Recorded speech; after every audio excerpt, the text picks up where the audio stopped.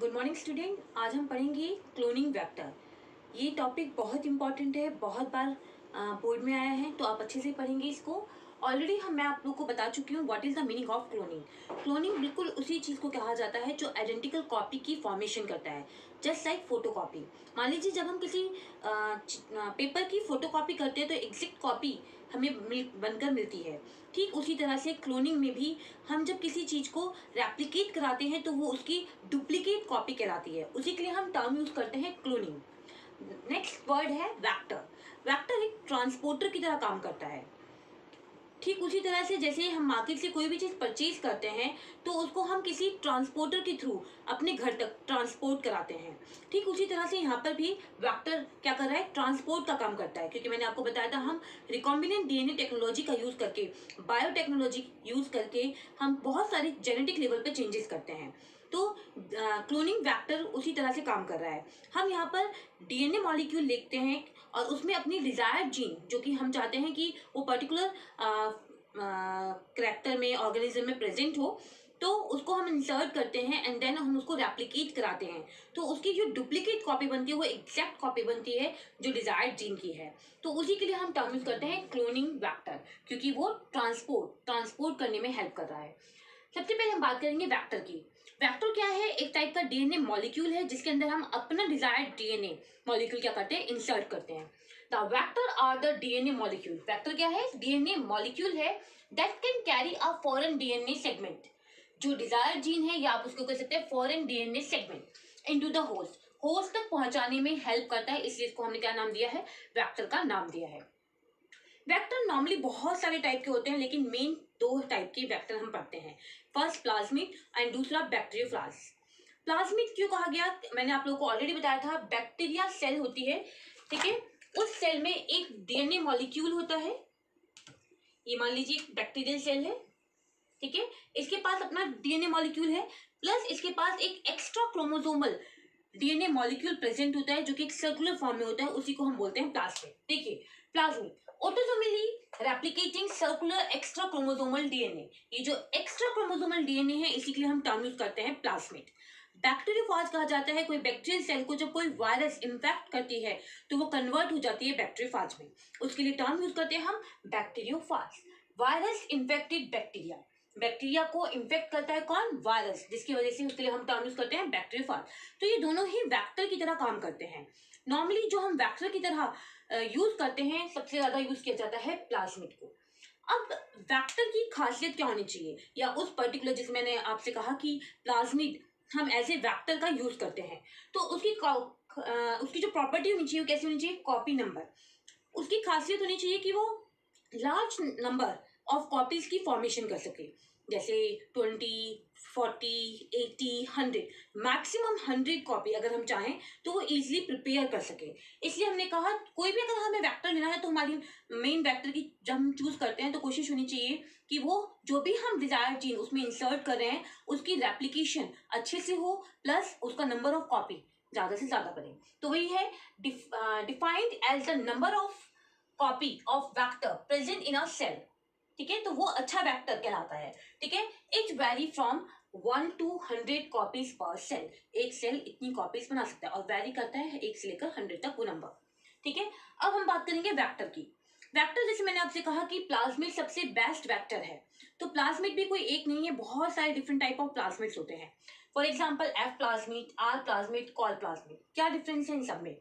First बात करेंगे F plasmid. जब कोई दो बैक्टीरियल सेल के बीच में कॉन्जुगेशन ट्यूब की फॉर्मेशन होती है, एक बैक्टीरियल सेल ये है, एक बैक्टीरियल सेल ये है, इनके बीच में क्या हो रही है? कॉन्जुगेशन ट्यूब की फॉर्मेशन हो रही है, एंड देन ये वाला क्रोमोसोम यहाँ पर रेप्लिकेट करता है अपनी एक एग्जैक्ट कॉपी को, उसी के लिए टर्म यूज करते हैं हम एफ प्लाज्मिड। देखिए they are responsible for conjugation. ये ऐसा प्लाज्मिड है जो कि हमारे डिजायर्ड जीन को ट्रांसफर करने में हेल्प करता है with the help of conjugation, इसलिए इसको कहा गया है एफ प्लाज्मिड। नेक्स्ट है आर प्लाज्मिड। आर प्लाज्मिड एक एंटीबायोटिक होती है, ठीक है, जीन है, ठीक है। वो रेसिस्टेंस शो करती है, वो एंटीबायोटिक जो कि हेल्प करती है कि कोई और वहां पर सरवाइव ना करे, तो इसलिए उनको नाम दिया गया है R plasmid. They bear gene for resistance to antibiotic. यहाँ पे पर्टिकुलर एंटीबायोटिक्स प्रेजेंट होती हैं जो पर्टिकुलर ही ऑर्गेनिज्म को सर्वाइव करने देती हैं, बाकी को सर्वाइव करने नहीं देती, इसलिए इसको नाम दिया गया है आर प्लाज्मिड। नेक्स्ट है कोल प्लाज्मिड। कोल प्लाज्मिड एक प्रोटीन का नाम है जो कि सेंसिटिव है, ठीक है, मतलब वो किल कर सकता है सेंसिटिव ई कोलाई को, और सिर्फ जिसको उसको वहां पर सर्वाइव कराना है सिर्फ वही वहां सर्वाइव करेगी, इसलिए उसको कहा such plasmid code for colicin, the protein that kills sensitive E coli cell. अगर सेंसिटिव ई कोलाई सेल होगी तो उसको रिमूव कर देगा। They bear a gene which provide immunity to colicin, सिर्फ उसी को वहां पर सर्वाइव करने देगा जिसकी उसको जरूरत है। तो इस तरह से डिफरेंट टाइप ऑफ प्लाज्मिड हमें देखने को मिलेंगे। आप हायर में जाएंगी तो आप और बहुत सारे प्लाज्मिड देखेंगे, लेकिन ये तो हो गए ओरिजिनल प्लाज्मिड या नेचुरल प्लाज्मिड। अब हमने देखा कि हम आर्टिफिशियल प्लाज्मिड की भी फॉर्मेशन कर लेते हैं इजीली। मेनली जो सबसे पहले आर्टिफिशियल प्लाज्मिड हमने फॉर्म किया था उसका नाम है PBr322। बहुत इंपॉर्टेंट है और सिर्फ एक नंबर के क्वेश्चन में पूछा जाता है PBr322 की फुल फॉर्म क्या है या इसको ये नाम क्यों दिया गया। जो हमारे साइंटिस्ट थे उन्हीं के नाम पर इसका नाम रखा गया है। देखिए, फर्स्ट आर्टिफिशियल क्लोनिंग वेक्टर, ये एक ऐसा आर्टिफिशियल क्लोनिंग वेक्टर जो सबसे पहले बनाया गया था, और किसने बनाया था? इन 1977 बाय बोलिवर एंड गॉर्जेट, ठीक है, इन्होंने सबसे पहले इसकी फॉर्मेशन की थी, ठीक है, इन 1977 फ्रॉम ई कोलाई प्लाज्मिड। उन्हीं के नाम पर PBR, P मतलब प्लाज्मिड, B मतलब बोलिवर एंड R मतलब रॉड्रिगेज, ठीक है। 322 जिस लैब में उन्होंने जिस नंबर पर उसको बनाया था उसी के नाम पर वो नंबर यहाँ पर दिया गया है, स्ट्रेन के नाम पर, ठीक है। तो इसलिए उन्होंने नाम दिया PBr322, और इसके बाद बहुत सारे आर्टिफिशियल प्लाज्मिड की फॉर्मेशन की गई, ठीक है। देन ये तो बात हो गई क्लोनिंग वेक्टर। तो क्लोनिंग वेक्टर में जो खासियत होनी चाहिए, क्या होनी चाहिए? हमें ऐसा क्लोनिंग वेक्टर चाहिए जो large number of desired gene की क्या बना सकते हैं, रेप्लिकेशन कर सके। दूसरी चीज, वो कैसा हो? प्लाज्मिक वेक्टर जैसा होना चाहिए, क्योंकि उसकी एक खासियत है कि वो इजीली ट्रांसपोर्ट में हेल्प कर सकता है, और हम अब आर्टिफिशियल भी फॉर्म कर चुके हैं। कुछ इंपॉर्टेंट फीचर है कि हमें किस टाइप का वेक्टर चूज करना चाहिए अपने डिजायर्ड जीन के लिए। तो फर्स्ट है, some important features are required to facilitate cloning into a vector. तो फर्स्ट इसमें क्या होना चाहिए? Origin of replication. ऑरिजिन वो पॉइंट है, वो एक सिचुएशन है, वो प्लेस है जहां से रेप्लिकेशन की प्रोसेस स्टार्ट होगी। ऑलरेडी आप लोग ये पढ़ चुके हैं।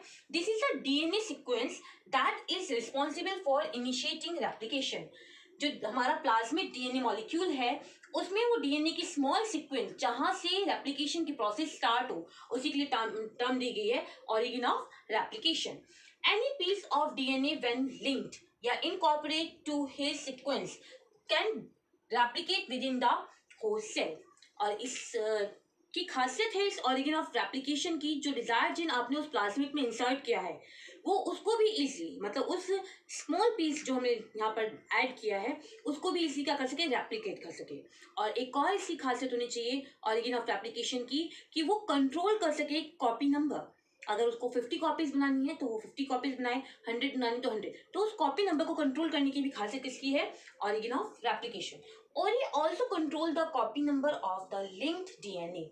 वो उस पर डिपेंड करेगा कि उसको कितनी नंबर ऑफ कॉपी की फॉर्मेशन करनी है। तो ये फर्स्ट पॉइंट है कि हमें क्लोनिंग वेक्टर जो, या हम कोई भी वेक्टर लेते हैं तो उसमें पहला पॉइंट हमें क्या सोच के वो वेक्टर चूज करना चाहिए। तो किस बेसिस पे चूज करना चाहिए? Origin of replication, first point. Continue करेंगे आगे।